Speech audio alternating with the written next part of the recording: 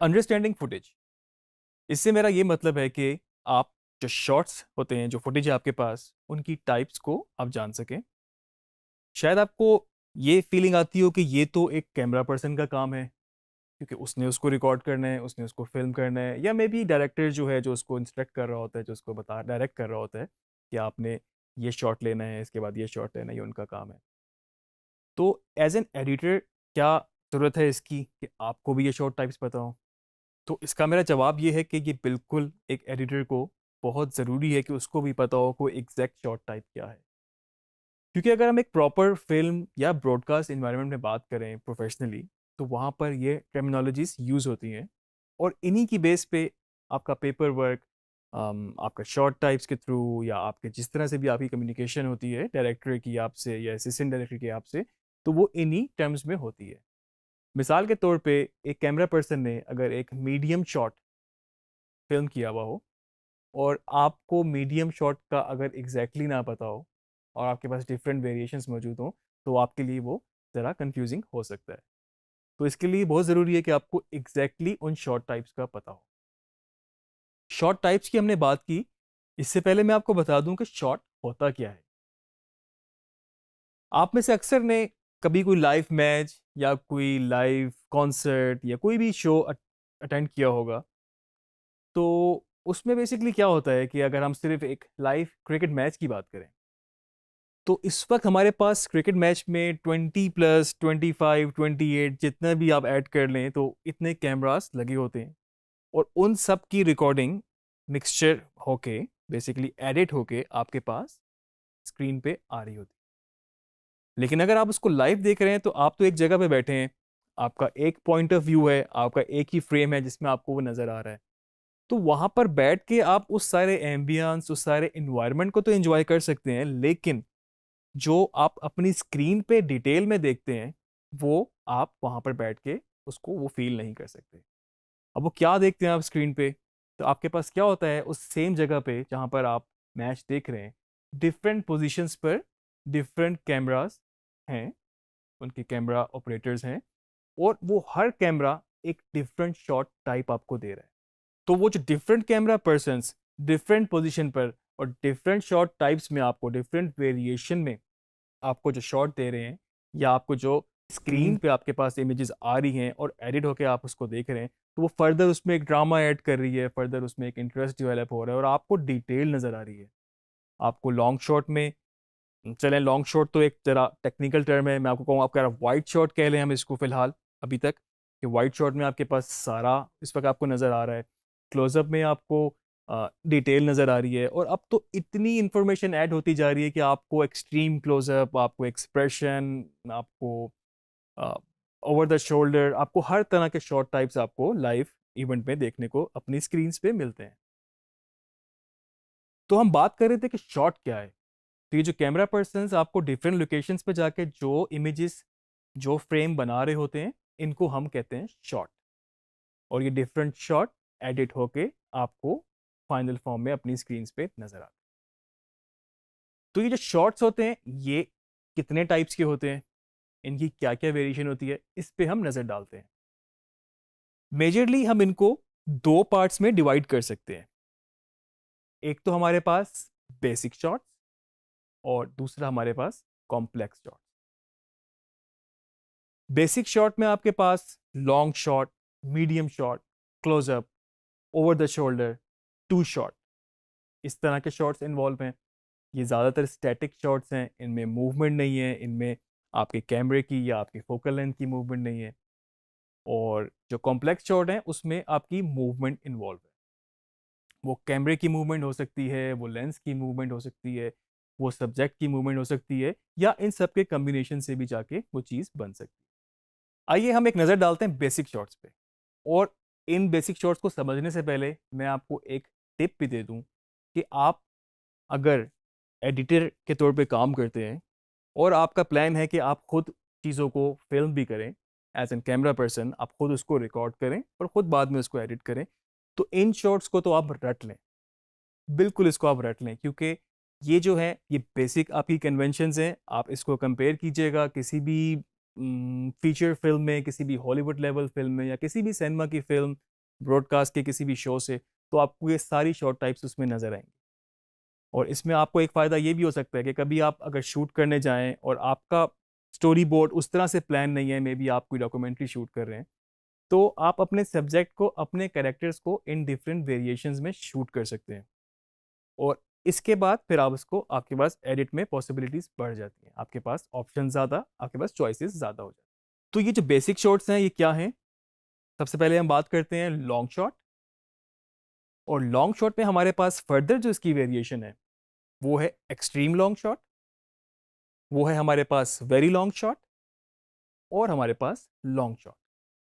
Extreme long shot में अगर आप देखें तो इस वक्त जो है आपके पास एक बहुत ही वाइड फ्रेम है।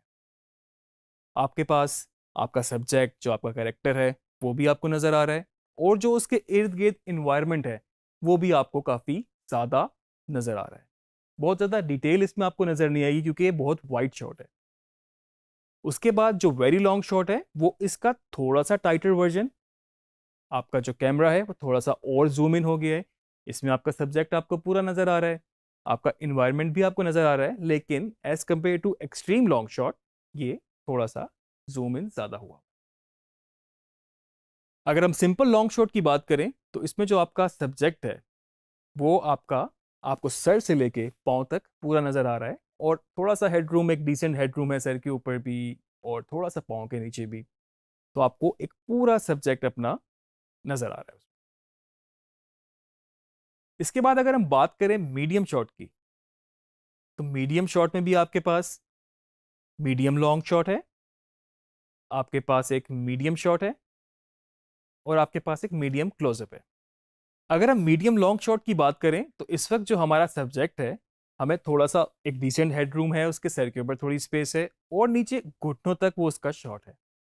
थोड़ा सा इन्वायरमेंट भी विजिबल है कि वो किस जगह पर है, और मेजर इसका जो पॉइंट है वो ये है कि वो सर से लेके घुटनों तक आपको अपना सब्जेक्ट नजर आ रहा है। इसके बाद जो सिंपल मीडियम शॉट है उसमें आपको सर से लेके वेस्ट तक, जो आपकी वेस्ट लाइन है, यहां तक आपको अपना सब्जेक्ट नजर आ रहा है।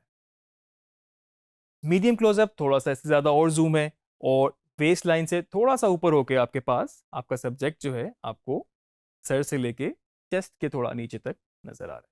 अब हम बात करते हैं क्लोजअप की। क्लोजअप में आपके पास simple closeup, big closeup, extreme closeup जैसी ऑप्शन मौजूद है। क्लोजअप में आप देख सकते हैं कि आपको अपने सब्जेक्ट का पूरा चेहरा सर से लेके उसकी चिन तक पूरा फ्रेम में नजर आ रहा है।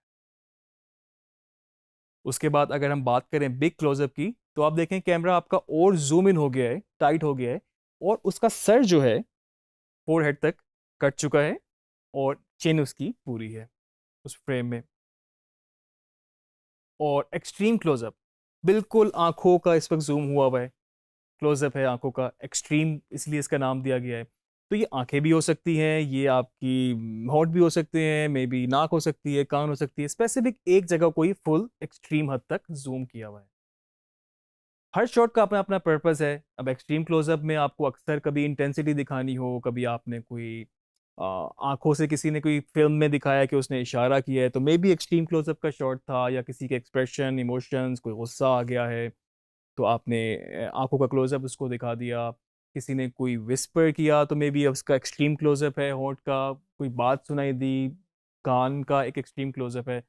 तो हर शॉट, ख्वाह वो लॉन्ग शॉट हो, मीडियम शॉट हो या क्लोजअप हो, हर एक का अपना अपना एक पर्पस होता है। और फिल्म की लैंग्वेज में इसको जब यूज़ करते हैं तो पर्पसली ही यूज़ करते हैं। वेरिएशन एक अपनी जगह, लेकिन एक फिर भी पर्पसली इसको यूज़ किया जाता है ताकि एक आपका नैरेटिव और इंटरेस्ट बिल्ड होता रहे। इसके बाद दो और शॉट हैं जो बेसिक शॉट्स कैटेगरी में फॉल करते हैं। वो है आपके पास टू शॉट और over the shoulder shot. Two shot जैसे नाम से ही आपको क्लियर है, दो लोग होते हैं इसके अंदर। अगर दो लोग आपस में बात कर रहे हैं, ख्वाह वो खड़े हुए हैं या बैठे हुए हैं, और दोनों ही आपके एक फ्रेम के अंदर आ रहे हैं बेसिकली, तो आप उसको टू शॉट का नाम देंगे। ओवर द शोल्डर शॉट में आपके पास शोल्डर के पीछे कैमरा रखा होता है, और आपका जो सब्जेक्ट है, जो आपका करेक्टर है, दो लोग मतलब अगर आपस में बात कर रहे हैं तो आपको एक का चेहरा नजर आ रहा है और दूसरे का आपको शोल्डर नजर आ रहा है, यानी कि थोड़ा सा उसकी बैक, साइड और शोल्डर नज़र आ रहा है। और इस तरह से जब आपको सेकंड बंदे का फिल्म करना होता है तो आप अपनी उसी कैमरे को शिफ्ट करते हैं और आप फिर दूसरे के शोल्डर और दूसरा सब्जेक्ट आपको नज़र आना शुरू हो। ये नॉर्मली आपको दो लोगों की कन्वर्जेशन में ही नज़र आएगा और इससे आपको जस्टिफाई भी हो जाता है कि किससे बात हो रही है, किस एंगल से बात हो रही है और आई लाइन किस तरफ है, और फिल्म मेकिंग में इसका खासा इस्तेमाल किया जाता है।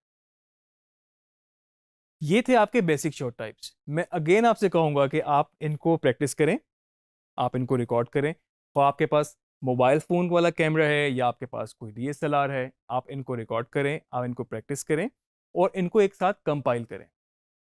रिगार्डिंग वीडियो एडिटिंग, मैं आपको ये बताता चलूँ, अक्सर लोग कहते हैं कि एक इसमें आपको अगर लॉन्ग शॉट यूज़ करना है तो मे बी उसके बाद आपको क्लोज़अप लगाना हो, या आपको वेरी लॉन्ग यूज़ करना है तो उसके बाद आपको मीडियम पे जाना हो। तो बिल्कुल मैं आपको एक टिप दूंगा कि आप इस तरह का कोई भी फार्मूला अपने जहन में ना बिठाएं, आप सिर्फ उस कंटेंट को समझें।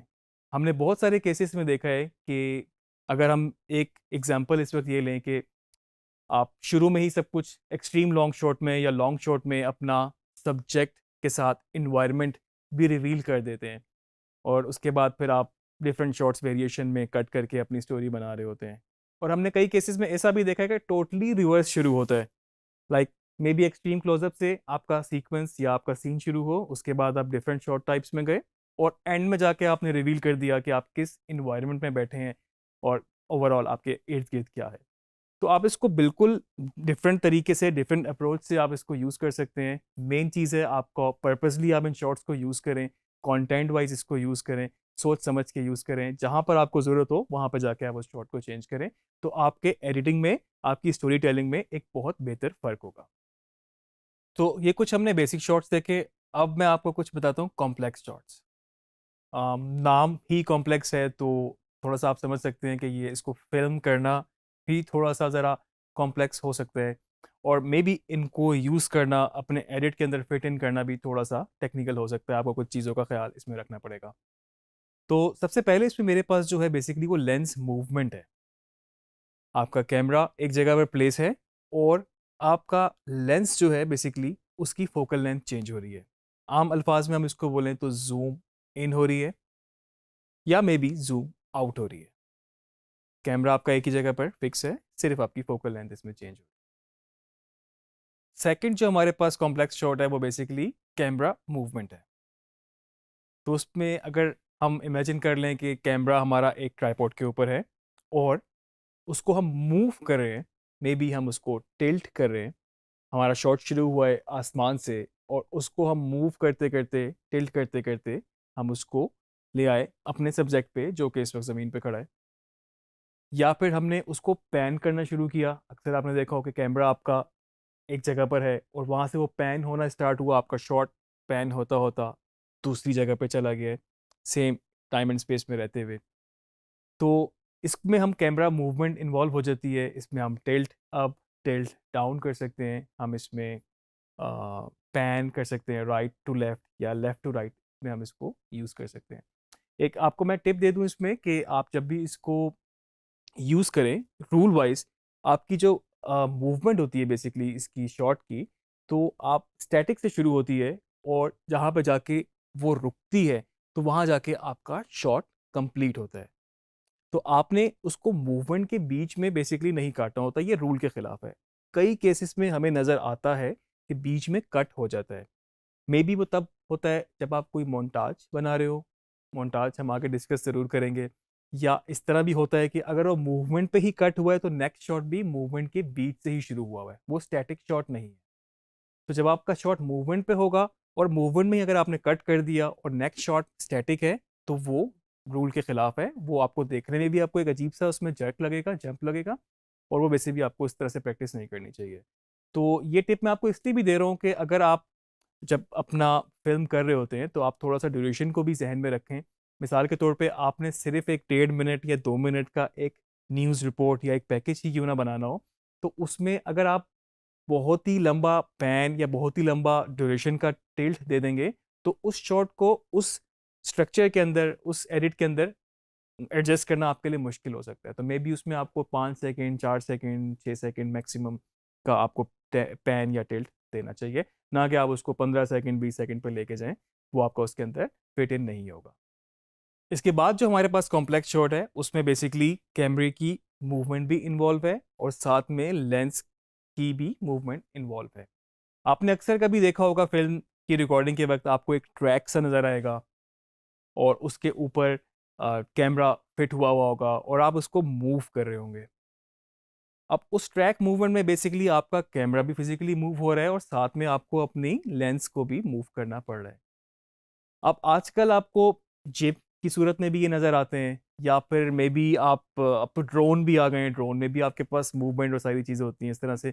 तो आपके पास ये बेसिकली कॉम्प्लेक्स शॉट में मूवमेंट इन्वॉल्व हो जाती है, जिसमें कैमरा आपका कहीं पर माउंट हुआ हुआ है या मे बी ट्रैक पर है और उसके बाद कैमरे की भी मूवमेंट है और साथ में लेंस की भी मूवमेंट। फोर्थ में इसमें अगर बात करूं तो सब्जेक्ट भी इसमें ऐड है, सब्जेक्ट की मूवमेंट भी इसमें ऐड हो गई है। तो अब आप सोचें कि आपका सब्जेक्ट में भी आप कोई इवेंट कवर कर रहे हैं जिसमें रेस है, रनिंग है, और अब पूरा लैप पूरा करना है और उसके बाद आपके पास कैमरे की पोजीशनिंग है। तो एक सब्जेक्ट जिसको आप फिल्म कर रहे हैं, अब वो मूवमेंट में है। अब आपका जो शॉट टाइप है वो डिसाइड करता है कि आपने उसको फॉलो करना है, या आपका कैमरा में भी स्टैटिक होगा, एक जगह पर माउंट होगा, एक जगह प्लेस होगा और उसके बाद आपका सब्जेक्ट मूव कर जाएगा।